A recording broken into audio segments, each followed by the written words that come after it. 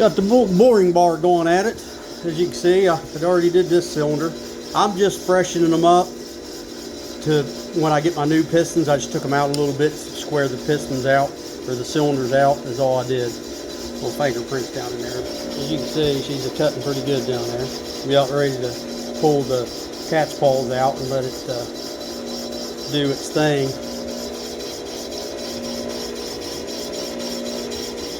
But this is only the second time me using this.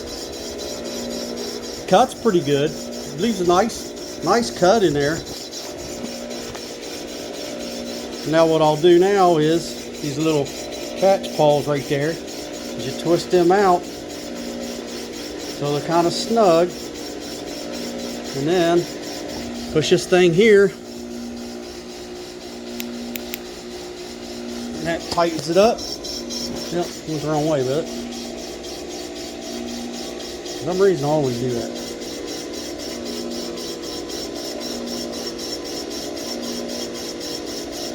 Alright, now we're good. And all that does is those cat paws just kind of guide it down in the tube. That way there's less flex if there's any. I ain't had no problem out of it. It's going pretty good. Like I said, this is the only second time me using it since I've got it. There's a 4G63. I'm trying to get some pistons for it. I'm cutting it at 20 thousandths because that's just like 4 thousandths over what it is now, and then I go up to 24 thousandths. So, but that's not my final bore. I've got to get my pistons. I'm just getting where the cylinders are round again. And there's a little bit of practice in it. But that's it. And then you got to think, you got to hone it too. But I've got a mark up here I put on here to give me an idea of when it's going to stop, or when I need to stop. Usually you can tell because it just goes quiet. It quits cutting, and then you just shut it off. But that's basically all there is to it. You have to shut off here. And then the sharpener, you got the little sharpener, you got to just watch and not get your hand caught in that. That's another thing about that is switch is right near that thing. Could have put it on the side, something. But you can listen. You can hear it cutting. Now here in a minute you'll hear it just go silent. That's how you can tell when it's done cutting. And I just shut it off and then pull my cat's paws back in, and then put it in neutral and pull it back up. About ready to go silent. That's how you know when she's done cutting. You don't want to cut no further than that. You end up getting down into something. But usually what I do is you want to pull this out where it's locked onto the handle, where you can crank the handle up. Now you want to definitely pull your cat's paws back in.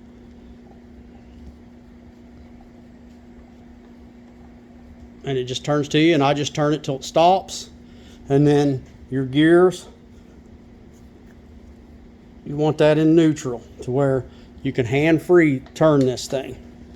And then once it's hand-free, I just crank it up. That's about it. Just make the biggest part is this stuff's easy to run once you get used to it.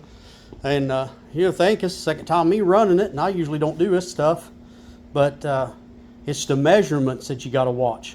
I mean, when you're going from a regular micrometer over to your piston size and all this stuff, and then if you're not keeping track of your numbers, you'll definitely get screwed up. It's you know, 1 thousandths, 2 thousandths, 3 thousandths, and you know, and the thing is, my micrometer on mine, that's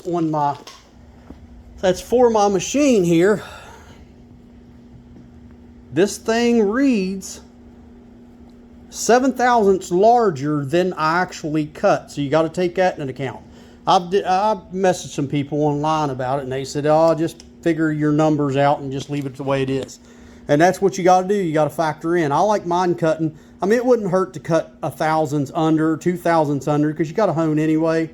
But you definitely got to make sure when you do your pistons, you got to mic for your pistons, because your pistons, even though it says, let's just say it's 20 over, your pistons are not exact 20 over. Chances are they're smaller than that.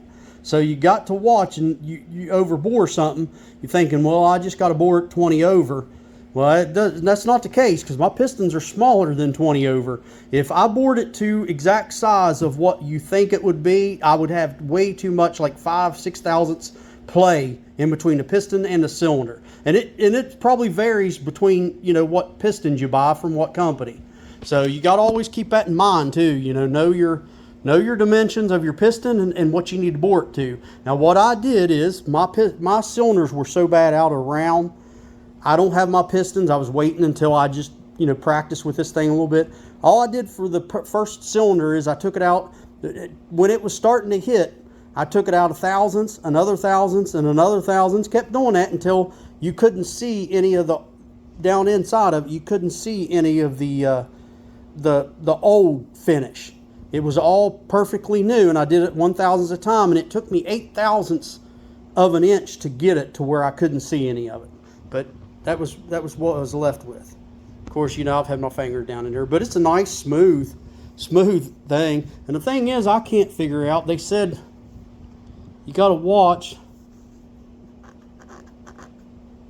Yeah, I've got something on there, but the cutter, when you're pulling a cutter up out of here, because that thing drags up the side. So what I do is, the best thing I figured out to keep from dragging it up to scratching the walls, because I did it once, and you'd think it wouldn't scratch it because it would have enough clearance to get past it. But what I do is I start my cut out straight out, and then when I send it down, I pull my cat's paws out, and then I push it. It goes on down in there. And then another thing is I always, at the end, when I pull my cat's paws back in, I always make sure this thing's facing the direction that I started when I started the bore. And I haven't had a problem of it raking or anything. It raked once when I tried to pull up another way, and I don't know what the difference is, but you definitely got to watch that. Just, you know, watch your thing here. It didn't scart to where I could feel it, but you're going to hone it anyway. But it's just something that, you know, you keep in mind, you know. And another thing is, make sure you keep your machine nice and square when you're doing it. Like, make sure it's setting flat, because if it's setting awkward and you get some kind of piece of metal shaving up in there too much to where it rocks, it's going to be bad news. Now, you always do your cat's paws, that way it centers it. And I always leave that cat paws in there until I set it down in there. That helps support this thing, because you got to move the clamp. So the clamp's on the back, and it's a pain in the rear end to finagle with. It's just how it sets up. I'm not even going to show you how it goes together. It just is pain. But anyway, I always keep my my auger, or whatever you call it, I always keep it down into the cylinder as I'm hooking that up. That way it supports this. There's no knocking at all. And I end up building this out of a engine stand. I've done videos on it a little bit, but I did it. I cut it down, put this on here. That way I can tighten it down to where it doesn't swivel. And it holds it nice and sturdy. I mean, it does. The only thing it moves is when it's on the wheels and it just rocks back and forth. But as far as side to side, I mean, to flip it over, you'd have to be doing some crazy stuff. So that's it. Figured I'd do a video since I hadn't done one. Thanks for watching.